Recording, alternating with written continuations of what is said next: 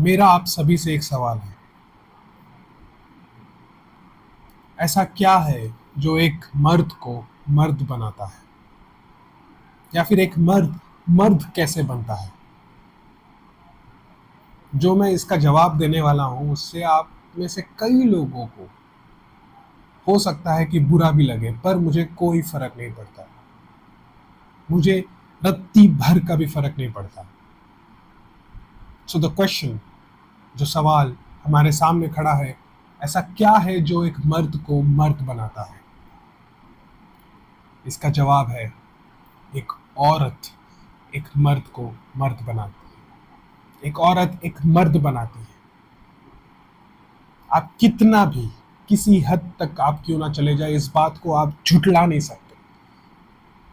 मेरी और आपकी हैसियत भी नहीं है कि हम इस बात को झुठला सकते हैं। एक माँ एक मर्द को मर्द बनाती है। एक बहन एक मर्द को मर्द बनाती है। एक पत्नी एक मर्द को मर्द बनाती है। एक बेटी एक मर्द को मर्द बनाती है। आपके आसपास की सभी महिलाएं, सभी बेटियां, सभी बच्चियां एक मर्द को मर्द बनाती हैं। किस तरह बनाती हैं? That is the question. आप इनके इर्द गिर्द किस तरह रिस्पॉन्ड करते हैं, किस तरह बिहेव करते हैं, किस तरह खुद को ढालते हैं, किस तरह खुद को संभालते हैं,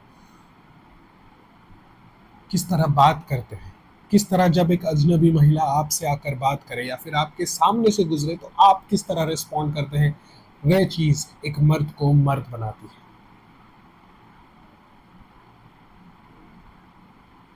ये मैटर करता है कि आप क्या सोचते हैं, आप किस तरह सोचते हैं, आप कैसे रिस्पॉन्ड करते हैं, आप किसके बारे में सोचते हैं, किस तरह सोचते हैं, बहुत ज्यादा आज के समय में मैटर करता है।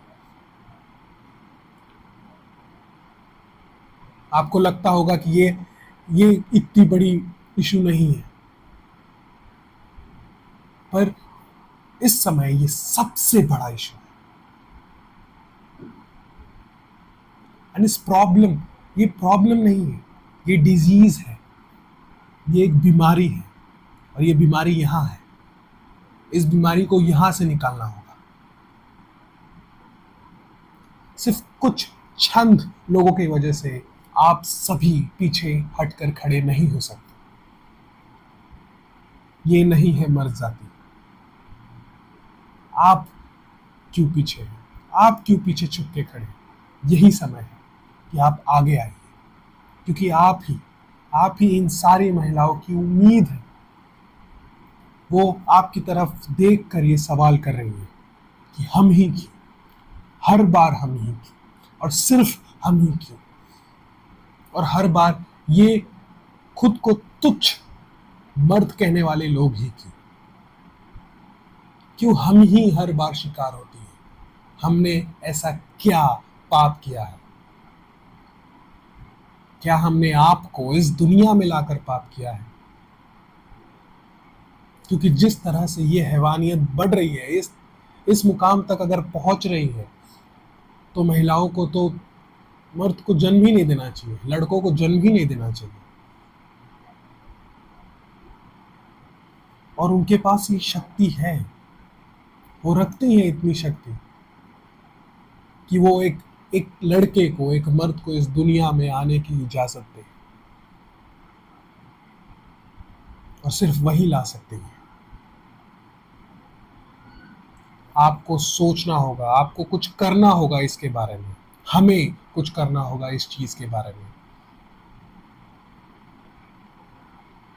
हमें आवाज उठानी होगी, हमें आंख उठाना होगा, हमें आंख दिखानी होगी जब भी जरूरत पड़े उन सभी लोगों को जो खुद को मर्द तो कहते हैं पर मर्द के लायक नहीं है, मर्द कहलाने के लायक नहीं है, दरिंदे हैं साले।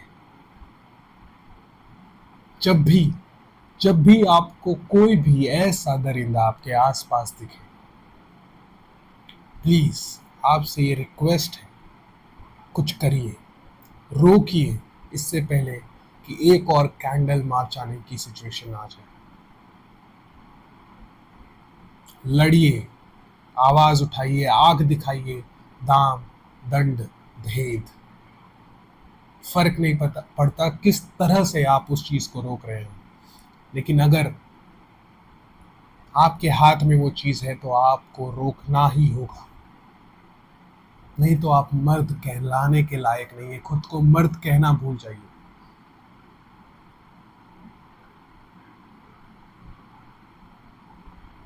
और आप सभी महिलाओं से मेरी एक ही दरख्वास्त है, एक ही रिक्वेस्ट है, प्लीज टीच देम यंग। हमें तभी सिखाइए जब हम छोटे हैं, तभी से ही सिखाइए। इन लड़कों को, इन छोटे बच्चों को आपको सिखाना होगा किस तरह एक लड़की की इज्जत की जाती है, किस तरह एक लड़की का आदर किया जाता है, किस तरह महिलाओं से बात की जाती है। ये आपको तभी से सिखाना होगा जब हम सारे छोटे हैं। और जो बड़े हैं, ये आपकी भी जिम्मेदारी है। It is not about equality. ये इक्वालिटी की बात नहीं है, ये इक्विटी की बात है। ये बराबर की हिस्सेदारी नहीं है, ये बराबर की मौकेदारी की बात है, अपॉर्चुनिटी की बात है।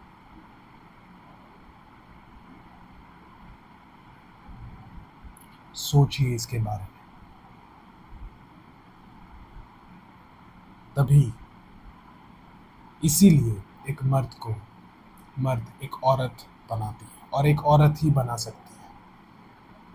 इसके बारे में सोचिए, कुछ करिए इसके बारे में। Teach them when they are young. सिखाइए जब वे छोटे हैं। Over to you, think over it.